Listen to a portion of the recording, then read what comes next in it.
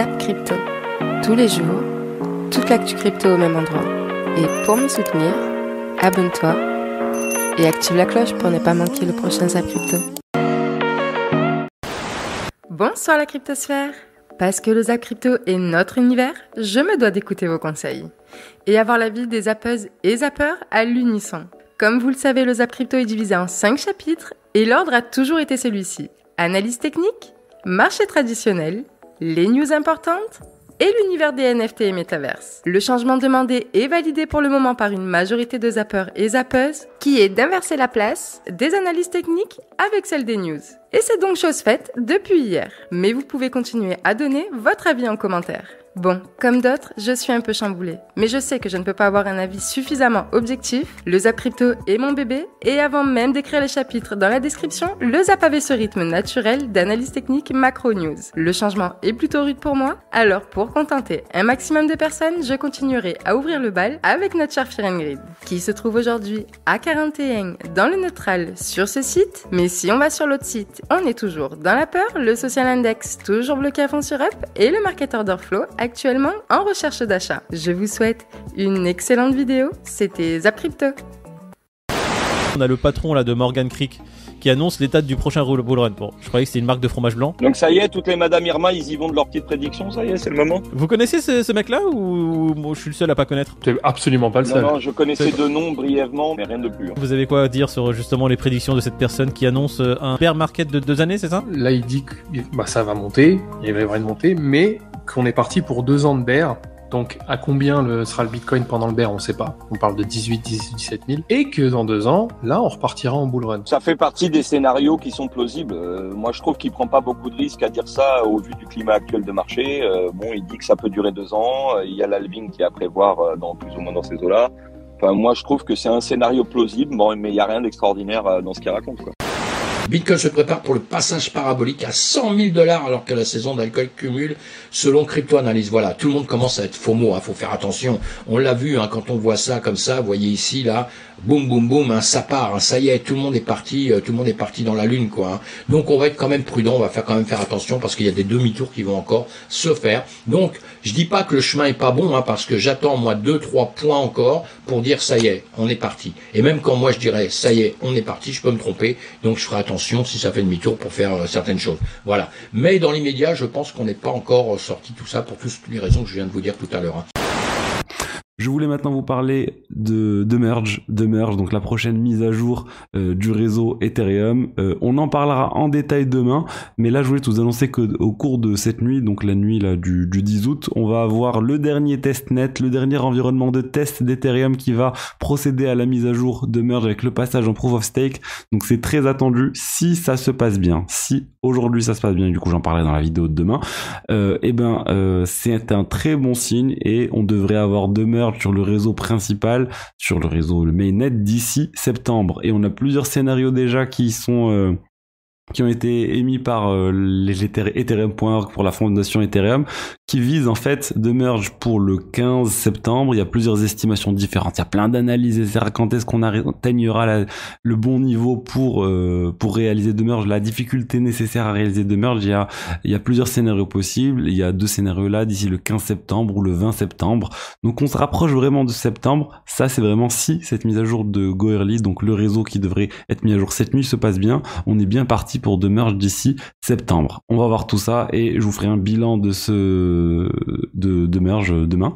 Et si vous voulez aussi suivre tout ça, il y a un site qui s'appelle whenmerge.com. Intéressant si vous voulez suivre la date exacte de merge telle qu'elle est prévue actuellement. Donc là, il vise pour de merge, on peut voir la date le 19 septembre. C'est ce qui est mis selon whenmerge.com.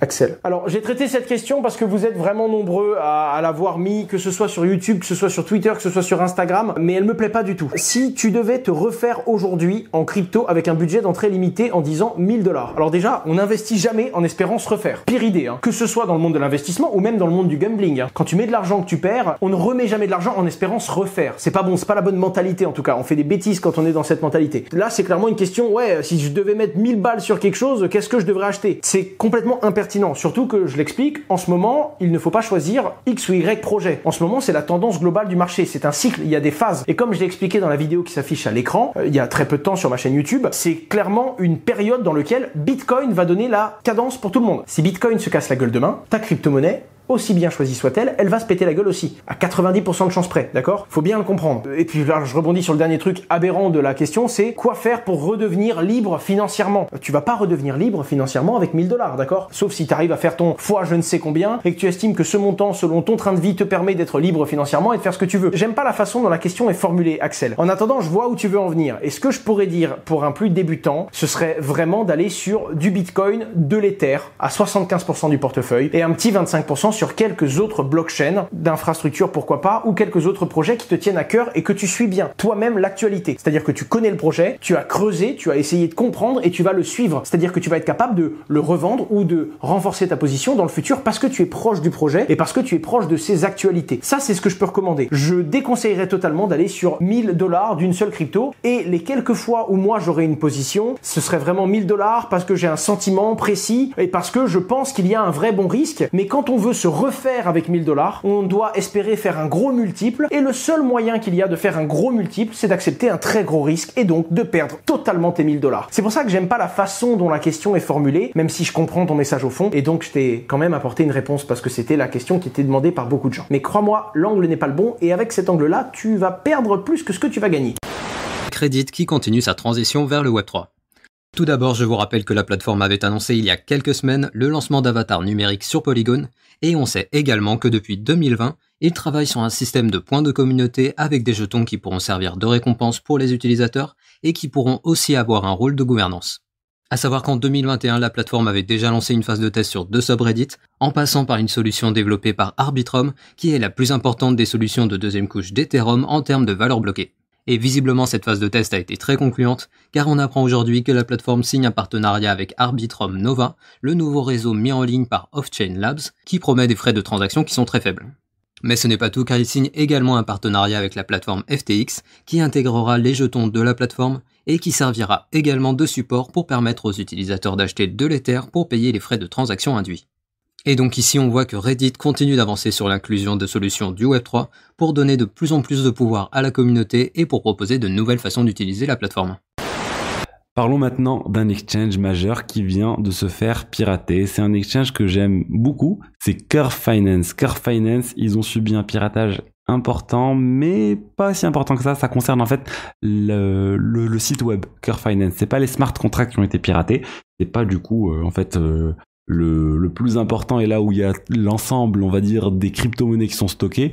C'est l'interface web qui a été piratée et en fait, le piratage consistait à rediriger le site principal curve.fi, donc Curve Finance, vers le site cloné Curve Finance qu'un attaquant a mis en ligne. Et sur ce site cloné, en fait, quand des personnes souhaitaient réaliser des trades sur Curve Finance, ils devaient approuver un smart contract qui était lui malveillant et qui vidait vos crypto-monnaies, qui prenait vos crypto-monnaies. Donc il y a eu plus de 500 000 $ qui ont été volés lors de ce piratage avant que Curve Finance mette en place des mesures pour corriger tout ça. Et d'ailleurs, c'est toujours pas corrigé, donc soyez très vigilants si vous allez sur le site Curve Finance, si vous approuvez des nouveaux contrats. Curve Finance a dit tant qu'on n'a pas fini de retweeter, de confirmer que c'est fini, attention, parce qu'en fait ça prend du temps pour être corrigé à travers de la planète entière. Il y a certains serveurs DNS, donc les serveurs qui redirigent les noms de domaine vers les adresses IP, qui sont toujours compromis, parce qu'en fait le piratage consistait à une compromission de ces serveurs DNS. A priori c'est le service I Want My Name, qui est un service de gestion de DNS qui a été piraté. Ça serait pas au niveau de Curve Finance, mais on est en train de voir aussi les limites de tous ces services qui se veulent décentralisés, sécurisés d'un point de vue smart contract. Le maillon faible maintenant, c'est le nom de domaine, la redirection entre le nom de domaine et l'adresse IP, et c'est ça qui est compromis par les hackers. On l'a pu le voir plusieurs reprises dernièrement, donc soyez vigilants. Et honnêtement, c'est difficile de se rendre compte de ce type de piratage. J'aurais pu en être victime, parce que en fait, quand on va sur le site officiel Curve Finance, on n'a pas, quasiment personne ne vérifie que les smart contracts qu'on approuve correspondent bien aux smart contracts officiels habituels du smart contract de l'application standard. Donc ça, c'est très compliqué, et MetaMask est en train de travailler sur des nouvelles fonctionnalités pour pouvoir détecter ce type de piratage. Mais pour l'instant, on n'y est pas encore. Et ce qui est drôle, c'est que on a pu voir que Tornado Cash a été bloqué. Du coup, c'était un des services les plus utilisés par les attaquants, même s'il est encore accessible de manière un peu plus complexe, mais il reste toujours accessible. Mais le pirate, en fait, n'a pas blanchi ses fonds via Tornado Cash, et en tout cas une toute petite partie, à peine une vingtaine d'Ethers qui sont passés par Tornado Cash. Il est passé par un exchange cross-chain qui s'appelle FixFloat. Et FixFloat a pu bloquer $200,000 du hacker avant qu'il puisse voler, plus qu'il puisse blanchir le reste et transférer, on va dire, les Ethers vers du Bitcoin. Alors je voulais vous partager ça, c'est par rapport à BlackRock qui s'est associé à Coinbase dans le monde des cryptos. C'est le plus gros fonds au monde et concrètement ce que je vous ai mis dans ce tweet, c'est à l'échelle de la France, voici les participations de BlackRock dans les entreprises du CAC 40. Donc c'est vraiment le gros fonds vautour mondial. Et il faut savoir que dans le CAC 40, ils ont à peu près, vous remarquerez, entre 4,5 et 5,5% d'une trentaine de sociétés.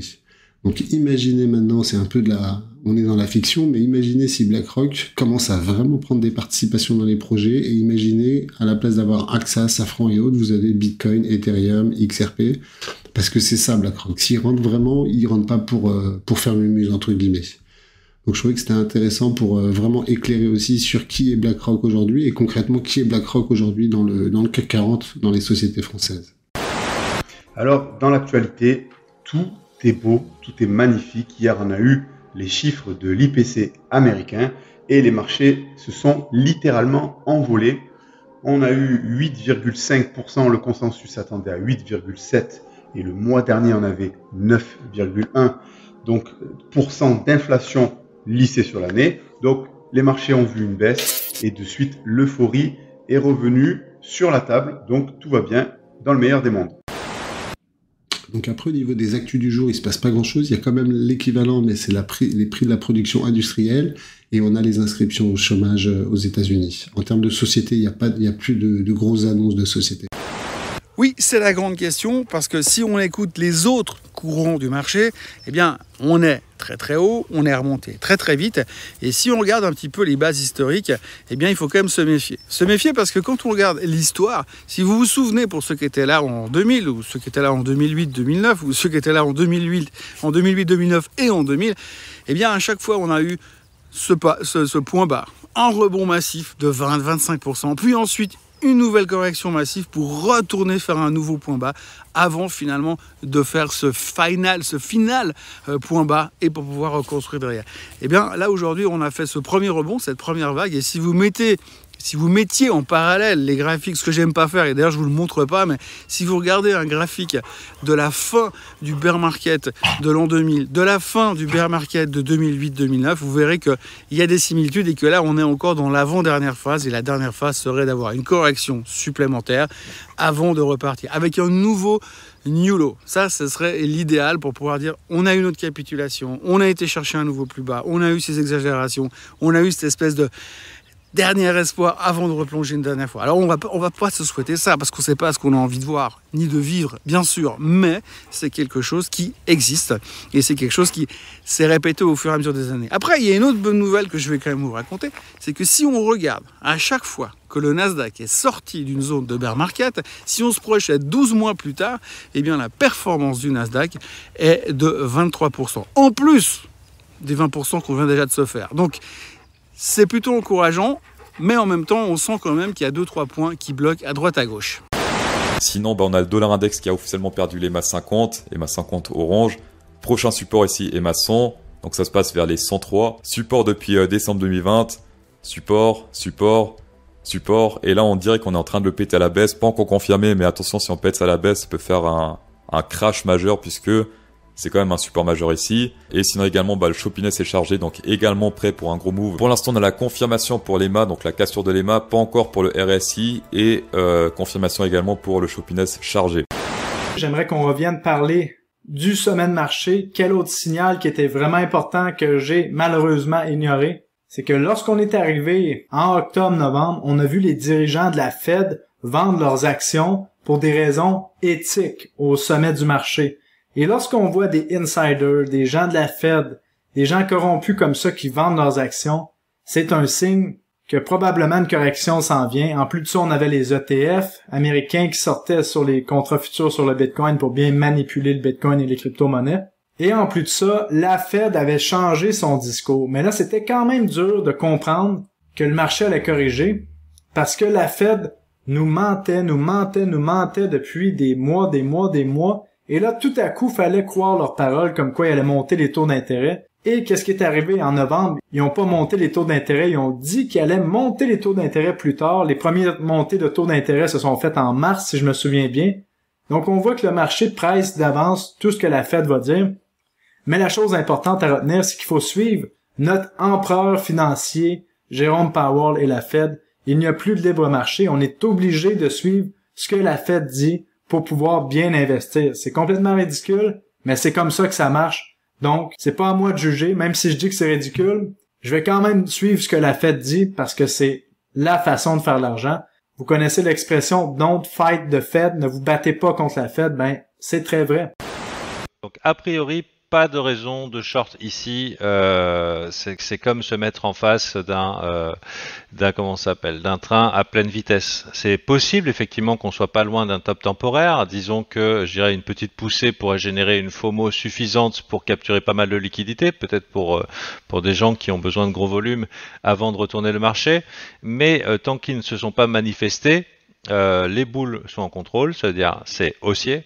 Et idéalement, vu que ce n'est pas nous qui avons le pouvoir avec nos petits sous de retourner les marchés, si on voulait envisager un short et une continuation baissière, ou en tout cas un retest des lows, le mieux, ça serait de voir au moins un signal de faiblesse, de range, d'hésitation.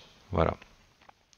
Personnellement, je commence à avoir une idée suivante où je verrais bien un petit push weekly plutôt conséquent qui se termine avec une mèche. Donc ça, c'est à voir. La mèche sera éventuellement notre signe de précaution. En attendant, les graphiques Bitcoin, Ethereum sont très bullish et on a eu un événement qui confirme que waouh, c'est quand même pas mal. Donc voilà, actuellement bullish. Maintenant, c'est la méthode du Bitcoin, donc c'est quotidien. Donc petit topo ici en disant sur la fenêtre d'ensemble macroéconomique, on commence à avoir eu une bonne nouvelle. On a ce momentum haussier qui n'est pas une structure haussière, mais c'est un momentum haussier. Ça veut dire que les boules ont la main pour le moment. À voir quand c'est qu'on va faire une structure comme ça. Hein. On va voir comment ça se goupille avec le temps. Si vous n'êtes pas dedans, plutôt que de souffrir et d'acheter le top exact au moment où ça arrive, et ben des fois prendre un petit risque, mesurer, et puis voilà, advienne que pourra. Et voici la zone à laquelle il faut faire attention, on repasse en hebdomadaire. Vous voyez cette petite barre bleue, c'est la MA200. La MA200 qui est à 24 497. Si on arrive à faire une clôture au-dessus de cette MA200, eh bien on pourrait dire que la situation s'améliore un peu sur le Bitcoin. On serait toujours dans un marché baissier qui serait assez surprenant, avec des prix qui montent. Donc un peu incompréhensible. Ouais, une éclaircie pour le moment, mais enfin, est-ce que le beau temps va revenir? On sait pas. Sur le court terme, qu'est-ce qui se passe? On peut voir sur l'eau point d'intérêt que les bears sont piégés ici, donc pas mal de bears piégés. Tant que c'est vert, des bears sont piégés. Le funding rate, oui, pourquoi pas, mais c'est mieux dans les ranges. Quand ça pump comme ça, c'est pas ouf. Long short ratio, les bears essayent doucement de reprendre le contrôle, mais ils galèrent puisqu'on peut voir ici sur l'open interest que pour l'instant, ils sont sélectionnés par la nature. Et sinon, sur le CVD, aucun signe de faiblesse, aucun descend ici. Les spots montent, les futurs montent. Donc, aucun signe de faiblesse ici, CVD spot. Ishimoku Daily, c'est pour bientôt. Est-ce que les boomers vont... alors, ce plat de nuage constitue une résistance, bien sûr. Résistance qui peut être explosée, c'est pas une ligne imaginaire générée par ordinateur qui va arrêter un graphique s'il a envie de continuer. Les acheteurs vont pas dire ouh là là, non, plat de nuage, on n'ira pas plus haut. Mais plat de nuage, en général, c'est significatif. Ajoutez à ça un chiffre rond psychologique 25 000 qui, à mon avis, pourrait faire tourner des têtes. Et je suis pas sûr que Mr Bitcoin, de par ce chiffre rond psychologique qui peut faire tourner des têtes, et tous ces signaux qui déclarent officiellement pour les analystes techniques que c'est bon, c'est le retour du bull market, je suis pas sûr qu'on aille beaucoup plus haut du premier coup. Donc, parce que les marchés fonctionnent souvent et la rentabilité fonctionne souvent sur l'effet de surprise. L'effet de surprise, ça peut être que finalement la Fed augmente bien ses taux d'intérêt plus que prévu. Eh oui, c'est pas parce que les chiffres ont baissé qu'ils vont faire autre chose. Ils ont une roadmap. Donc on va voir. Et on n'oublie pas aussi que la structure du marché long terme, là on est dans un rallye moyen terme, elle est baissière, plus bas sommet, plus bas creux. Donc il faut s'attendre à un moment. Le retour des jours rouges, c'est pas pour l'instant, c'est pas encore aujourd'hui, ça va peut-être mettre du temps à se former, mais il y aura probablement un retour de jours rouges. Voilà. À quoi je vois ça, c'est que hier, il y a mon ami qui me dit ouais, mais ça se trouve, c'est le bottom. Et j'ai eu un petit flashback en y repensant que ouais, c'est bon, c'est le bottom. Ça me rappelait quelqu'un que j'estimais quand même beaucoup qui m'avait dit la même chose ici. Voilà, donc c'était très bull hein, là aussi. Hein. Donc il faut considérer que ça ne se passe pas toujours comme prévu. Hein. Tout peut arriver. Voilà. Et rapidement, Ethereum qui va se trouver ici. Alors, enfin qui casse sa zone de combat au nord. Donc on est venu avaler le mouvement baissier pendant le CPI, donc c'est bien. Ce qui fait que l'argent re-rentre dans les assets à risque. Demain, on fera un petit point sur le S&P 500 également et sur le dollar index. Ici, là, du coup, pas de M sur l'EMA ici sur William R. Et on sort pas d'état d'enfoncement, donc c'est bien. C'est ce qui peut donner justement de la force à la tendance et surtout que cette tendance puisse durer. Donc là, c'est très bien tant qu'on reste ainsi. Le momentum, toujours dommage d'être sous l'effet de cette divergence, mais petit W qui s'est formé dans un W, donc court terme. Pour les prochains jours, le momentum est dans les mains des acheteurs grâce au petit développement qui a été fait ici. Donc on peut souffler. Là, on était sous l'effet de cette divergence, on avait du mal à monter. Là, enfin, il y a du W sur le momentum, donc ça, c'est ce qui pourrait pousser les prix. On en a parlé, mais il y a trop de stops qui attendent au-dessus des 2200, donc c'est probablement l'objectif, en tant que ce marché ne se retourne pas, au moins de venir vers les 2200, 2300 dollars sans trop de soucis. Donc on n'en est plus très loin, là, il y a un paquet de stops qu'on est en train de défoncer, donc ouais, il y a des stops en gros jusqu'à 2200 dollars. Donc tant que ce marché se retourne pas, c'est l'objectif, hein, au-dessus des 2200, donc ça pourrait aller assez vite. En dehors de ça, je vois pas grand chose d'autre à dire de plus. Les ratios short sont remontés énormément sur Ethereum, donc beaucoup de gens qui ont shorté ici un post-CPI. Donc tant qu'on reste au-dessus de cette box violette, il y a beaucoup de vendeurs qui sont bloqués, donc le prix peut continuer de monter sans trop de problèmes. Vigilance aussi sur Ethereum, bien évidemment, parce que c'est Bitcoin quand même qui mène la danse. Oui, Ether a de l'avance et Ether pousse plus que lui, mais si Bitcoin se retourne, Ethereum suivra. C'est l'indicateur d'Alcoin Season, et là vous pouvez vraiment dézoomer sur plusieurs années comme vous voulez sur cet indicateur. On est en train de faire un ATH. Ce qu'il faut savoir, c'est qu'il a touché 98. 98, ça veut dire que sur les 50 plus grosses valeurs du top 50, il y avait une seule valeur hier qui faisait pire que le Bitcoin. Là, ça s'est un peu changé, mais vous voyez bien qu'on est dans des points très très hauts, et historiquement, à chaque fois qu'on passe les 75, regardez, ça va pas rester des mois ici, ça va rester un certain temps, mais surtout, ça veut surtout dire que ça y est, ça va pas être éternellement le Bitcoin qui va sous-performer. Donc ça, pour moi, c'est un indicateur qui n'indique pas forcément un retournement de marché. En tout cas, ça va indiquer le fait que le Bitcoin, à un moment donné, va reprendre le lead sur les altcoins, et en général, ce sont dans les phases baissières que ça se produit. Donc petite attention avec cet indicateur, il est très très élevé, on est en pleine altcoin season, et avoir fait le choix d'investir beaucoup dans les altcoins, justement il y a 2 mois quand on était en pleine Bitcoin season, pour moi c'était un bon choix. À l'inverse, vous vous souvenez, je vous avais dit ça à ce moment-là, à l'inverse, ici ça veut dire attention, il va falloir commencer à vendre des altcoins à mon avis. Hop hop hop, tu connais le zap communautaire ? Passe de l'autre côté du zap et deviens toi aussi un zappeur et une zappeuse à part entière dans le zap crypto. Pour ça, rien de plus simple. Sous chaque zap crypto, en commentaire, copie le lien de la vidéo et les timecodes de l'extrait que tu as choisi. Et n'oublie pas de laisser un titre à ton passage. Attention, pas plus de 2 minutes 30. En parlant d'élargissement de service, on a Magic Eden qui ambitionne de s'associer à Bored Ape. En effet, alors qu'il y a tout juste quelques jours, le leader du secteur NFT sur Solana avait annoncé la future intégration des NFT d'Ethereum, on apprend aujourd'hui qu'ils ambitionnent de bâtir une plateforme officielle pour la célèbre collection de NFT Bored Ape. Et pour cela, ils soumettent une proposition à la DAO du projet ApeCoin pour construire une place de marché dédiée intégralement au Bored Ape, qui proposera plusieurs avantages comme par exemple des frais de vente de 0,75% avec un système progressif de remise, alors qu'actuellement les frais de vente sont de 2% sur Magic Eden et de 2,5% sur OpenSea. Et ce n'est pas tout car il propose également que les utilisateurs réglant avec des ApeCoin puissent avoir des remises, et il laisse également la porte ouverte à d'autres fonctionnalités, comme par exemple la vente d'autres projets NFT en lien avec le ApeCoin, ou encore la possibilité pour Yuga Labs de vendre des marchandises via la plateforme. Mais pour le moment, je précise qu'il ne s'agit que d'une proposition, et s'il parvenait à signer un partenariat avec la DAO, ce serait un très bon coup pour Magic Eden qui pourrait faire de plus en plus de concurrence à la plateforme OpenSea. Blockchain Brawler est sorti le 30 mars. Dans un premier temps, il y a eu une vente sur Binance. C'était les premières ventes de NFT légendaires de différents catcheurs. Donc ça a été vendu aux enchères dans un premier temps sur Binance et ensuite sur Wax.